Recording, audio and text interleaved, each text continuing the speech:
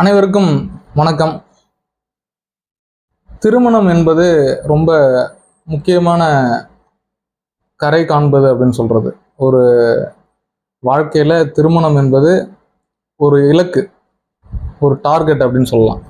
இப்போ இந்த திருமணம் என்பது ஒரு ஆணாக இருக்கட்டும் பெண்ணாக இருக்கட்டும் தடைப்பட்டுக்கிட்டே இருக்கு, தாமதம் ஆகிட்டே இருக்கு அப்படின்னா, ஒரு ஆண் ஜாதகமாக இருந்ததுன்னா சுக்கிரன் கூட பாபர் தொடர்பு, சுக்கிரன் வக்ரமாகி இருக்கிறது இந்த அமைப்பு.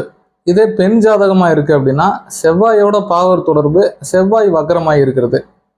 இந்த அமைப்புகள்ல திருமணம் தடையும் தாமதமும் ஏற்படும். விதிவிலக்காக 7ஆம் அதிபதி இதே நிலையில் இருந்தாலும் பாவர் தொடர்பு வக்ரமாய் இருக்கிறது, அவங்களுக்கும் தடை தாமதம் இருக்கதான் செய்யும்.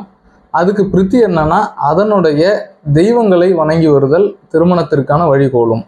நன்றி.